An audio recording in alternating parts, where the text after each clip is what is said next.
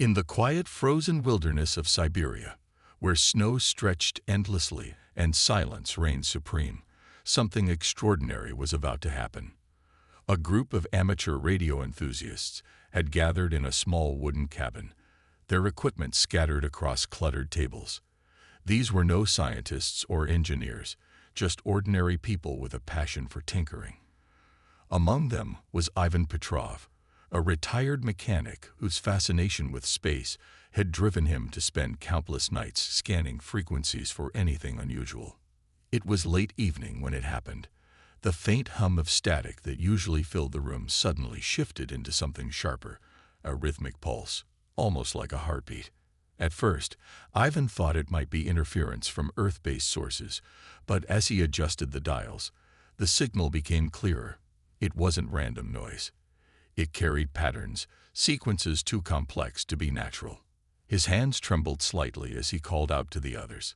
"Listen, this isn't ours." The group huddled around the receiver, their breath fogging up the icy air. Someone suggested it could be a satellite malfunction, while another joked nervously about aliens trying to say hello. But deep down, they all felt a spark of awe and fear. This was something beyond their understanding. Over the next few hours, they recorded the transmission and ran tests to confirm its origin. To their astonishment, the signal didn't come from any known human-made source, or even from within the solar system. It came from far away, somewhere unimaginably distant. And then came the breakthrough. Hidden within the pulses was a message, encoded in mathematical patterns so precise that it left no doubt. It was artificial, deliberate, and meant to communicate. Dr. Elena Vasquez, a linguist working on decoding ancient languages, heard about the discovery through an online forum. Intrigued, she reached out to the group and offered her expertise. With her help, the team began unraveling the message piece by piece. What they found chilled them to the bone. The transmission wasn't friendly greetings or scientific data. It was a cry for help. "They're dying," Elena whispered one night, staring at the decoded text on her laptop screen. The message described a civilization under siege, their world being consumed by some kind of unstoppable force. They begged for assistance, claiming they had exhausted every option. Their tone was desperate, almost pleading. "Help us, before it's too late." News of the alien transmission leaked quickly, spreading like wildfire across the globe. Social media exploded with theories ranging from government conspiracies to doomsday prophecies. Some dismissed it as a hoax, while others saw it as proof of life beyond Earth. Governments scrambled to respond, convening emergency meetings to decide what to do. Should humanity intervene? Could they even reach such a distant part of the galaxy? Amidst the chaos, billionaire Victor Kane saw an opportunity. Known for his eccentric ventures and disregard for authority, Kane owned a private satellite network capable of broadcasting messages into space. Without waiting for official approval, he intercepted the alien signal and sent a reply. "Earth hears you. We're coming." When news of Kane's unauthorized response broke, outrage erupted worldwide. Critics argued that responding without preparation was reckless, potentially inviting danger to Earth itself. Supporters, however, saw it as humanity's chance to step onto the galactic stage, to prove that despite its flaws, Earth could rise to the occasion. For now, the planet waited anxiously, unsure of what lay ahead. Somewhere out there, among the stars, an alien race clung to hope, unaware that their plea had reached not just any species, but one known throughout the cosmos as survivors. Survivors who thrived in the face of impossible odds. Survivors from a death world called Earth. The world was buzzing. News of the alien transmission had spread like wildfire, igniting debates in living rooms, classrooms, and government chambers alike. For the first time in history, humanity faced undeniable proof that it wasn't alone in the universe. But instead of unity, the revelation sparked a division. Some saw the plea for help as a moral obligation, a chance to prove that humans could be compassionate and brave. Others viewed it as reckless, arguing that Earth should focus on its own problems before risking everything for strangers. Dr. Elena Vasquez stood at the center of the storm. Her role in decoding the message had thrust her into the spotlight, making her both a hero and a target. Reporters camped outside her modest apartment, shouting questions about aliens and interstellar diplomacy. Meanwhile, politicians and military leaders summoned her to closed-door meetings, demanding answers she didn't have. Exhausted but determined, Elena tried to keep the conversation grounded. "This isn't just about us," she insisted during one heated session. "If we ignore this call, what does that say about who we are?" But not everyone shared her optimism. General Robert Hayes, head of the United Nations Space Command, voiced concerns that resonated with many skeptics. "We don't know anything about these aliens," he argued. "What if they're luring us into a trap? What if helping them puts Earth in danger?" His words struck a nerve, fueling fears among those already wary of stepping into the unknown. While governments debated, billionaire Victor Kane acted.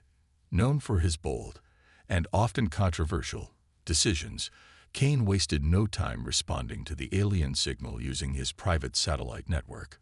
Without consulting anyone, he broadcast Earth's acceptance of the mission, declaring humanity's readiness to assist. The move sent shockwaves through the international community. World leaders condemned him, accusing him of overstepping boundaries and jeopardizing global security. Yet, Kane remained unapologetic. In a live press conference, he leaned forward, his piercing eyes locking onto the camera. "History is made by those who take risks," he said. "If we wait around for permission, we'll miss our chance to change the galaxy." Kane's actions forced humanity's hand. With the aliens now expecting aid, backing out would damage Earth's credibility, if not provoke hostility. Reluctantly, nations agreed to collaborate, pooling resources to prepare for the unprecedented mission. It was messy, chaotic, and fraught with tension, but slowly plans began to take shape. At the heart of the effort was Captain Marcus Hale, a grizzled ex-space Marine chosen to lead the expedition. Hale wasn't thrilled about being pulled back into service after years of retirement, but duty called. Haunted by memories of past battles, he approached the mission with grim determination. "This isn't about glory," he told his team during their first briefing. "It's about survival, for them and for us." As preparations ramped up, ordinary people around the globe watched with bated breath. Social media lit up with hashtags like #EarthTothStars and #AnswerTheCall, reflecting a mix of hope and anxiety. School children drew pictures of spaceships battling alien monsters, while scientists worked tirelessly to develop technology capable of surviving deep space travel. Even criminals serving life sentences volunteered for the mission, seeing it as a shot at redemption or escape. Despite the uncertainty, one thing was clear. Humanity had taken its first step toward becoming part of something greater than itself. Whether this journey would end in triumph or disaster remained to be seen. But for better or worse, Earth had answered the cry from the stars. And there was no turning back. The decision to help the aliens had been made, but turning that promise into reality was a monumental challenge. Earth wasn't ready for interstellar travel. Its technology was advanced enough to explore the solar system, but venturing beyond it required leaps far beyond current capabilities. Yet necessity breeds innovation, and humanity rose to the occasion with a mix of ingenuity, desperation, and sheer determination. The project was dubbed Operation Ark, named after the fleet of ships tasked with carrying humanity's hopes across the stars. Engineers, scientists, and builders from every corner of the globe came together in an unprecedented collaboration. Factories once used to produce cars and appliances were repurposed to construct spacecraft components. Old rockets were stripped down for parts, while cutting-edge designs pushed the boundaries of what was possible. The result was a patchwork armada, a collection of vessels cobbled together yet brimming with potential. Each ship in the Ark fleet served a specific purpose. There were massive carriers designed to transport supplies and equipment, sleek fighters built for combat, and modular research vessels equipped with labs and communication arrays. At the heart of the fleet stood the Eos, the flagship commanded by Captain Marcus Hale. Larger than any other vessel, The EOs combined state-of-the-art navigation systems with reinforced hulls capable of withstanding cosmic hazards. It also housed the Mission Control Center, where decisions would be made during the long journey ahead. But building the ships was only half the battle. Crew selection proved equally challenging. Thousands applied, eager to join the historic expedition, but only a fraction could be chosen. The final roster included soldiers, scientists, engineers, doctors, linguists, and even civilians deemed essential for morale or specialized skills. Among them were hardened mercenaries seeking redemption, idealistic dreamers yearning to make history, and ordinary people caught up in extraordinary circumstances. Not everyone welcomed the diversity. Tensions flared between military personnel accustomed to strict discipline and civilian recruits unaccustomed to following orders. Arguments erupted over everything from resource allocation to cultural differences. On one occasion, a heated dispute broke out when a scientist accused a soldier of hoarding rations meant for shared use. Captain Hale intervened swiftly, reminding everyone that their survival depended on cooperation. "We're not just representing ourselves," he said sternly. "We're representing Earth." As construction neared completion, the true scale of the mission began to sink in. For many, the excitement gave way to fear. They were leaving behind families, friends, and everything familiar to face dangers they couldn't fully comprehend. Would they ever return? What awaited them at the end of their journey?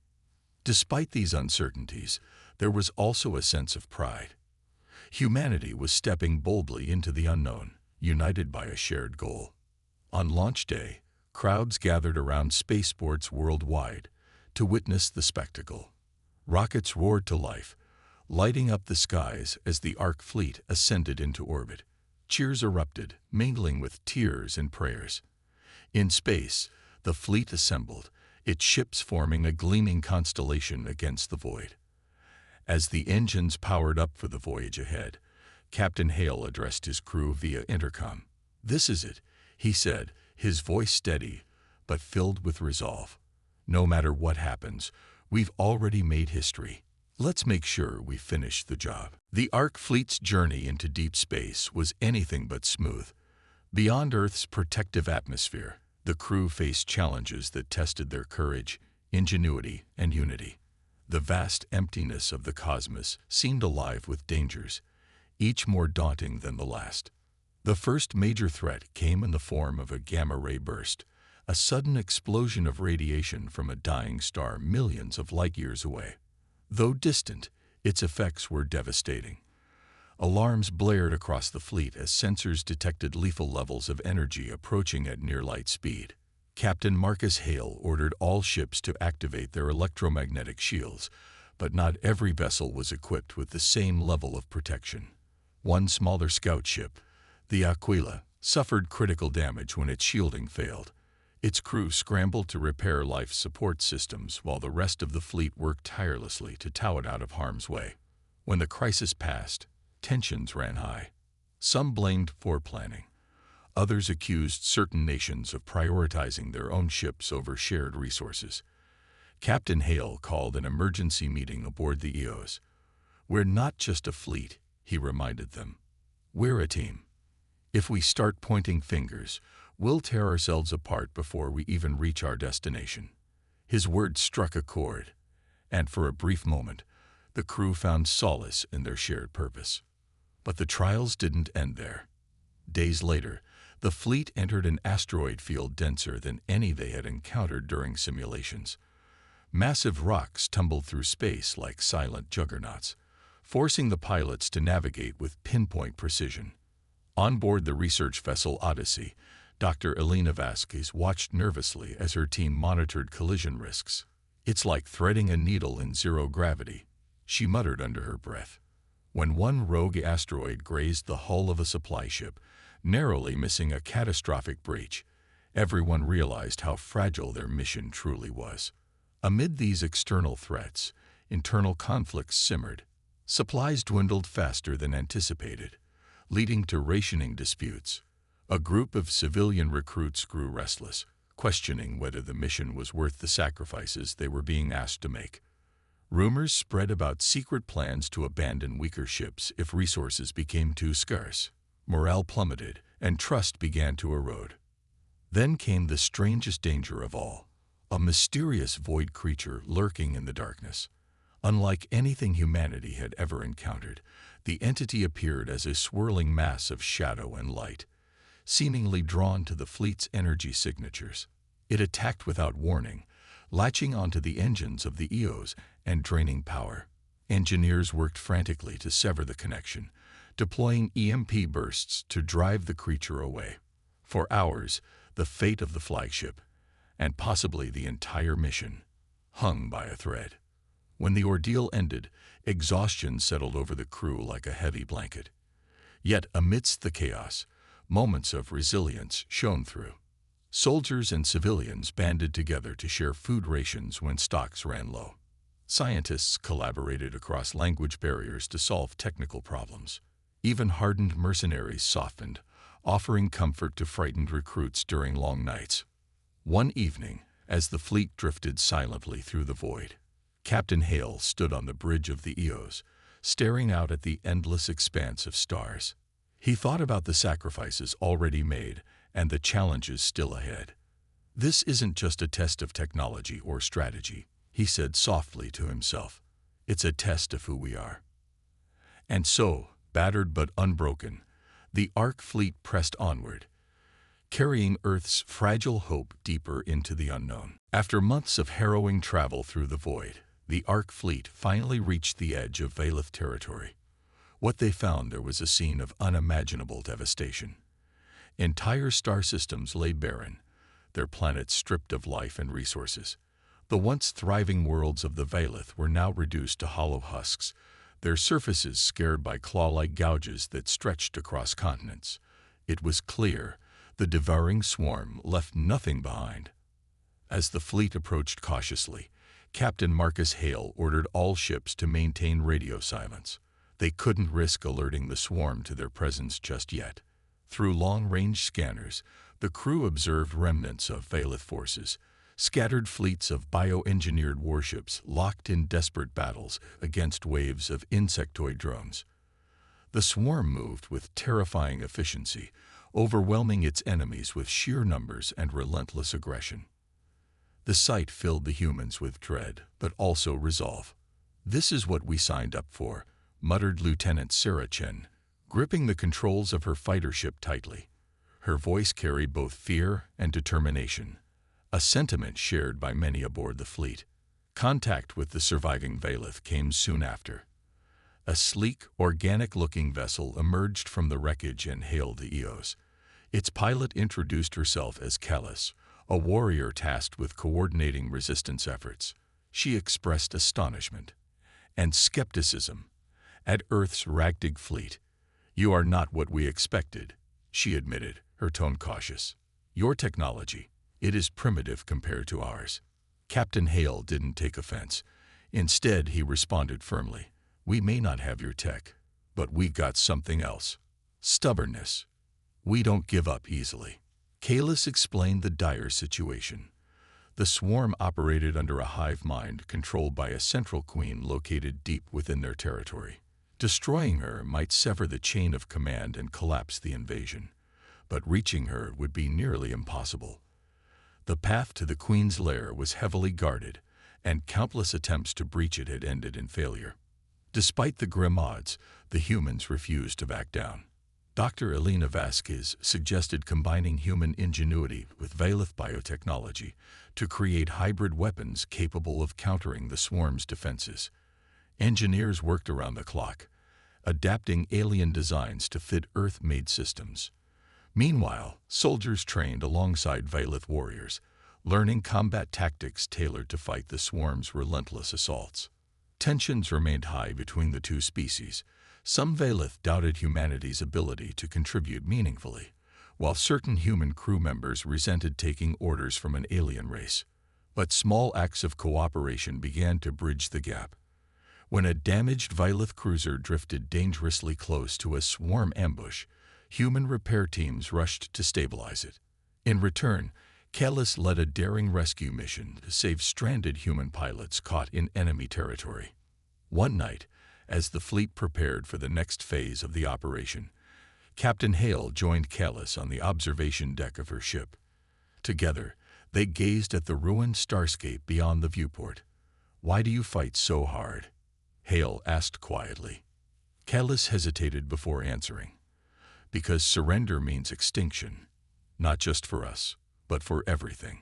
If we fall, no one will stand against them." Hale nodded, understanding the weight of her words.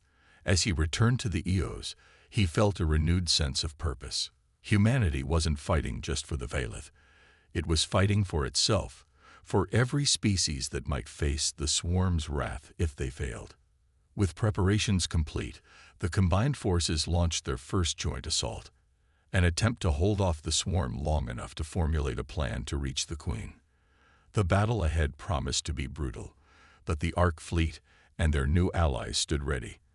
For better or worse, Earth's Deathworlders had arrived at the front line, and they weren't backing down. The combined forces of humanity and the Vailith launched their assault in the Black Nebula, a treacherous region filled with dense clouds of corrosive gas and electromagnetic interference. It was chosen as the battleground because its chaotic environment could mask their movements from the swarm, at least for a while. But it came at a cost. The same conditions that hid them also wreaked havoc on their equipment, forcing both humans and Vailith to adapt quickly or perish. As the fleet entered the nebula, visibility dropped to near zero. Sensors struggled to penetrate the thick haze, leaving pilots reliant on gut instinct and manual navigation. Captain Marcus Hale gripped the armrests of his command chair aboard the Eos, his eyes fixed on the flickering monitors displaying fragmented data. "Stay sharp," he barked over the comms. "We're flying blind here." The swarm didn't waste time. Within minutes, swarms of insectoid drones emerged from the mist, their jagged exoskeletons glinting faintly in the dim light. They moved with eerie precision, surrounding the fleet like predators circling prey. Human fighters clashed with the drones in dizzying dogfights, their ships weaving through narrow gaps between asteroids and gas clouds. The sound of explosions echoed across the void as missiles detonated against armored hulls. Amid the chaos, human ingenuity began to shine. Lieutenant Sarah Chen led a squadron of modified fighters equipped with EMP mines, improvised weapons designed to disrupt the swarm's hive mind communication. As her team deployed the mines, bursts of energy rippled outward, temporarily disabling entire waves of drones. "Gotcha!" she shouted triumphantly as one mine exploded, sending dozens of crippled drones spiraling into the nebula's toxic gases. But the swarm adapted just as quickly. When conventional tactics failed, they unleashed biomechanical beasts, massive creatures bred for war, their bodies bristling with razor-sharp appendages and acid-spewing glands. These monstrosities tore through smaller ships with terrifying ease, forcing the fleet to regroup and rethink strategy. Back on the Eos, Dr. Elena Vasquez worked alongside Vailith engineers to recalibrate their hybrid weapons. Together, they developed a tactic using resonance frequencies to shatter the swarm's chitinous armor. "It's risky," Elena warned, "but if we can hit them with enough concentrated force, we might break through." The plan was put into action during a desperate counterattack, with human and Vailith ships coordinating perfectly to target weak points on the biomechanical beasts. One by one, the creatures fell, their shattered remains drifting silently into the abyss. Despite these victories, the battle took its toll. Several human ships were lost, including the Aquila, which had barely survived the gamma-ray burst earlier in the journey. Its crew sacrificed themselves to lure a group of drones away from the main fleet, buying precious time for reinforcements to arrive. News of their bravery spread quickly, bolstering morale even as grief weighed heavily on everyone. Kellis, the Vailith warrior, fought alongside the humans with fierce determination. Her ship darted through the fray, unleashing volleys of bioplasma fire that cut down swarms of enemies. At one point, her vessel was surrounded, but a daring maneuver by Captain Hale saved her, ramming an asteroid into the encircling drones. "You owe me one," Hale quipped over the comms, earning a rare chuckle from Kalis. By the time the swarm retreated, battered but not defeated, the battlefield was littered with debris. Exhausted but alive, the surviving crew members gathered to assess the damage. Supplies were critically low, and repairs would take days, if not weeks. Yet there was no time to rest. The Queen's lair still lay ahead, guarded by untold horrors. As Captain Hale addressed his crew, his voice carried both pride and resolve. "Today, we proved something important, not just to the Valeth, but to ourselves. We're tougher than anyone gives us credit for. And we're not done yet." With renewed determination, the Ark fleet prepared to push deeper into enemy territory.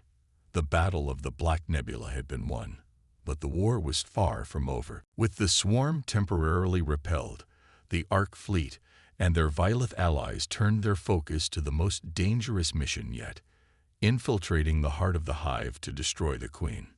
It was a suicide mission by any measure, but failure wasn't an option. If they couldn't stop her, the swarm would regroup and continue its relentless march across the galaxy. A small strike team was assembled for the task. Led by Captain Marcus Hale, it included Lieutenant Sarah Chen, Dr. Elena Vasquez, Kellis the Valeth warrior, and a handful of soldiers and engineers chosen for their skills and resilience. Each member knew the odds were stacked against them, but none hesitated. "If we don't do this," Hale said during the briefing, "no one else will." The plan was risky. Using cloaked shuttles, the team would slip past the outer defenses of the hive, a labyrinthine network of tunnels carved into a massive asteroid, and make their way to the Queen's chamber deep within. The shuttles, modified with stealth technology borrowed from the Valeth, were virtually invisible to the swarm's sensors. But once inside, the team would be on foot, relying on speed, stealth, and sheer determination to reach their target. As they approached the hive, tension filled the air.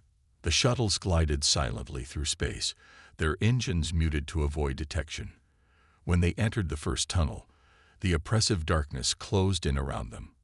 Bioluminescent veins lining the walls pulsed faintly, casting eerie shadows that danced across the cramped interior of the shuttle. The air smelled acrid, like burnt metal mixed with something organic. Everyone gripped their weapons tightly, bracing for what lay ahead. The moment they disembarked, chaos erupted.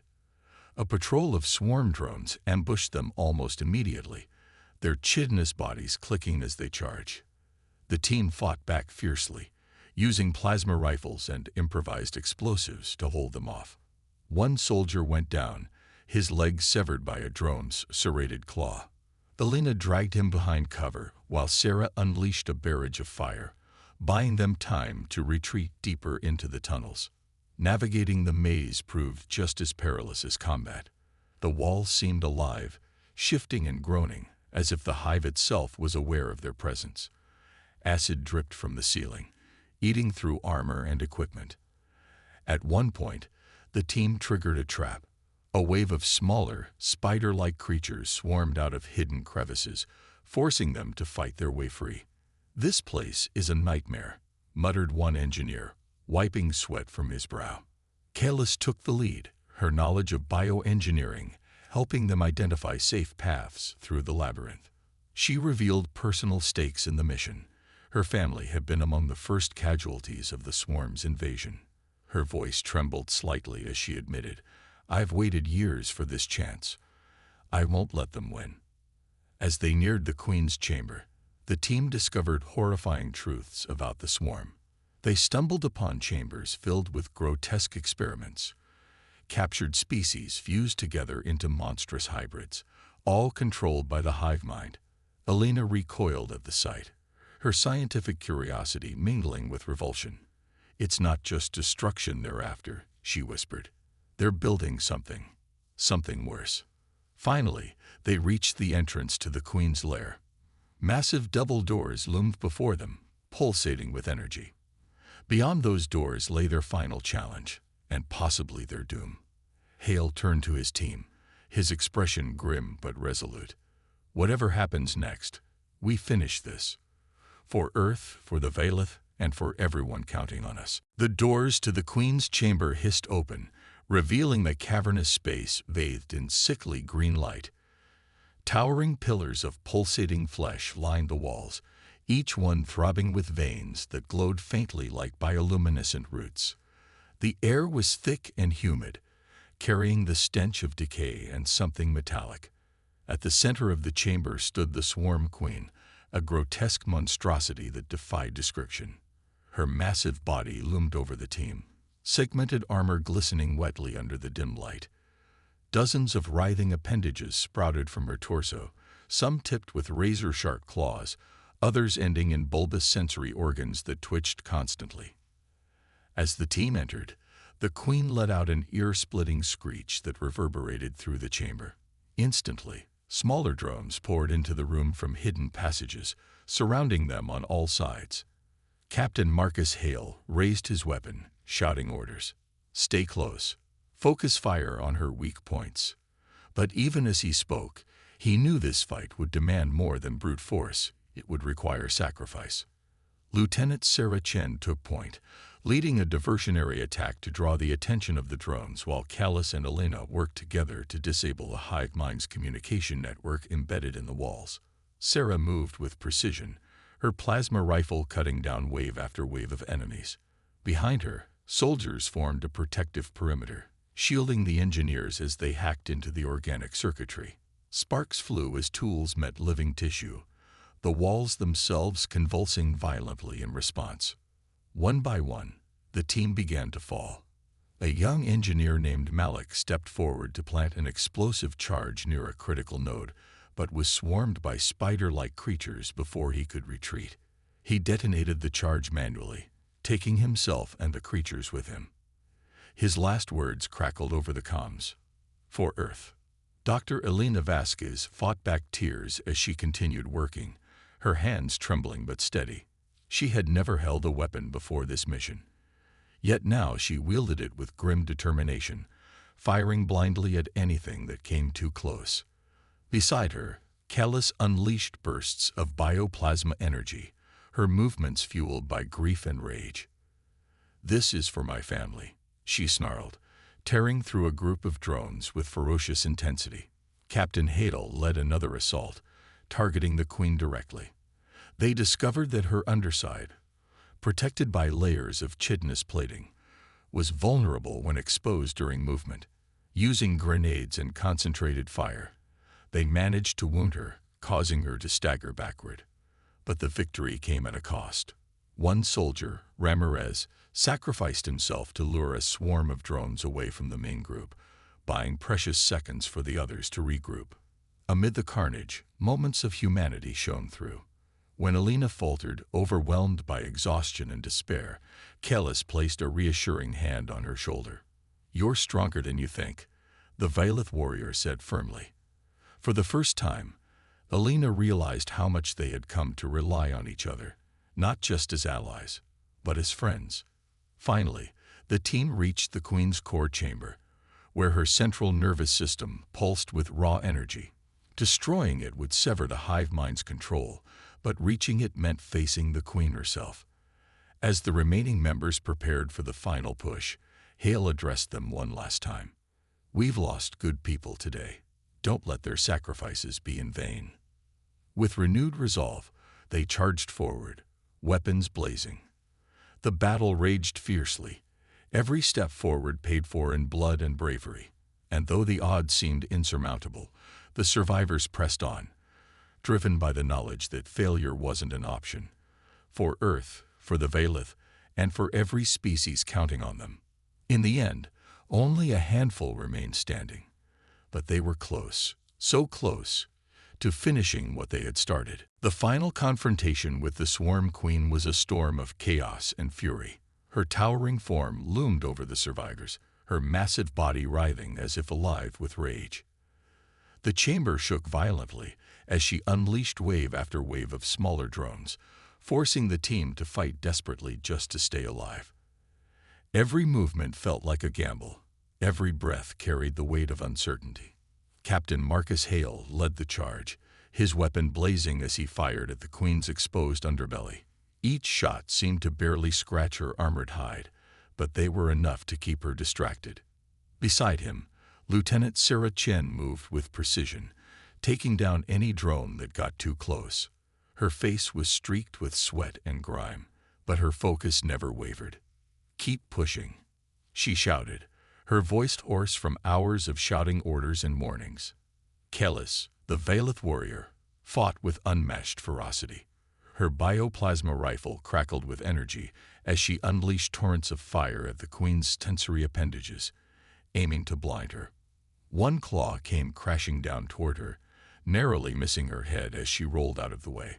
She retaliated by firing directly into the joint of the limb, severing it cleanly. The Queen let out another deafening screech, the sound reverberating through the chamber like a sonic weapon. It rattled bones and shattered nerves, but the team held their ground. Dr. Elena Vasquez crouched behind a fallen pillar, clutching a makeshift explosive device in trembling hands. This was her moment, the culmination of everything she had learned during the mission. While the others kept the Queen occupied, she planted the device near the pulsating core that powered the hive mind. But getting there wasn't easy. Acid dripped from above, burning through her suit and leaving angry red welts on her skin.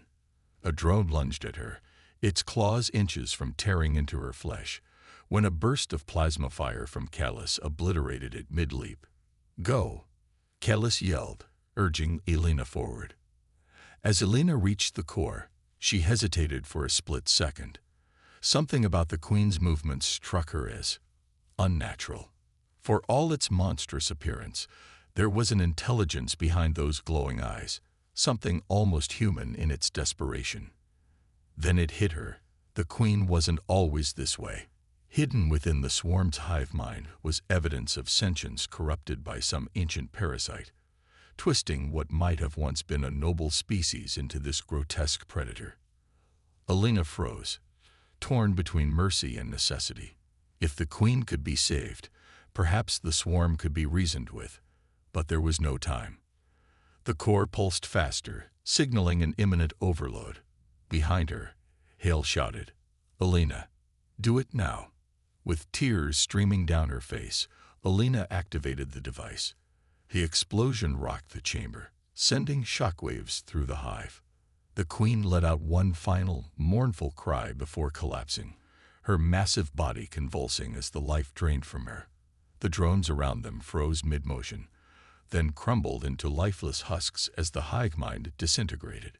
Silence fell over the chamber, broken only by the ragged breathing of the survivors. They stood amidst the wreckage, battered and bloody but alive. Hale approached Elena, placing a hand on her shoulder. "You did what you had to do," he said softly. But Elena couldn't shake the feeling that they had crossed a line, that in destroying the Queen, they had extinguished not just a threat, but a tragedy. As they made their way back to the shuttles, the weight of their actions settled heavily upon them. They had won the battle, but the cost lingered, a reminder that even in victory, war leaves scars. And so, the team departed the hive, carrying both triumph and sorrow.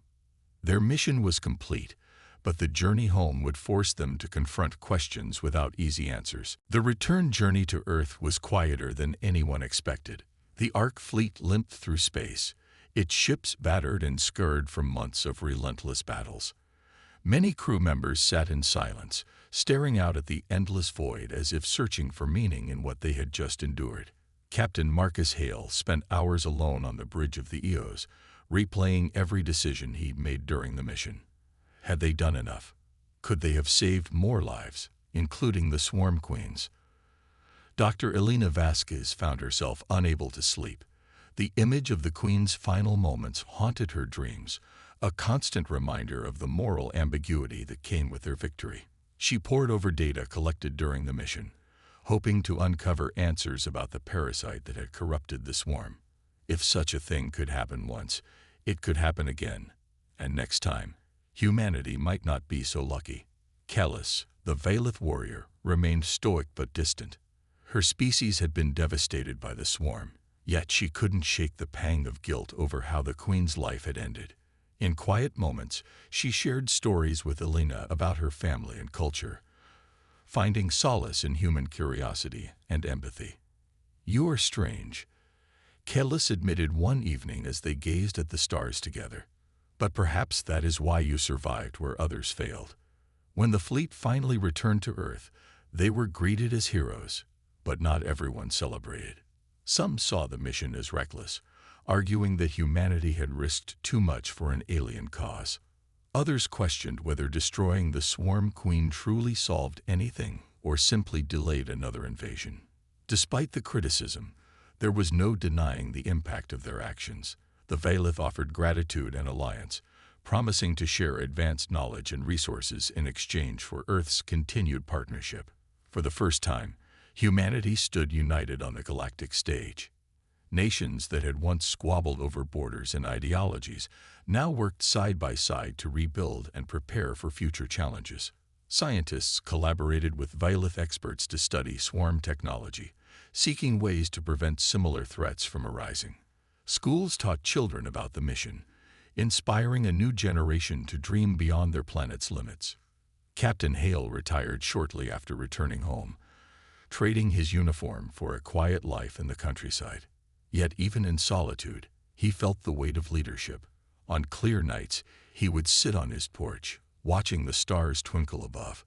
He thought about the sacrifices made, the lives lost, and wondered if humanity was truly ready for the responsibilities of interstellar citizenship. Elena dedicated herself to research, determined to understand the swarm's origins and ensure no other species suffered the same fate. Her work became a beacon of hope, proving that compassion and curiosity could coexist with survival instincts.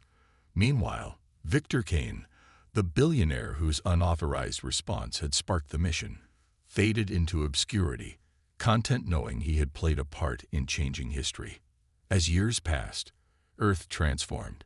Humanity's role in the galaxy grew, marked by both triumphs and mistakes. But one truth remained undeniable. When aliens called for aid, Deathworlders answered the cry. And though the road ahead was uncertain, the legacy of their courage would guide them forward. In the end, it wasn't perfection that defined humanity. It was resilience. Survivors from a harsh world had stepped into the unknown and emerged stronger, carrying with them the lessons of loss, unity, and hope. Somewhere among the stars, the echoes of their bravery lingered, reminding the cosmos that even the smallest voices could change the course of destiny.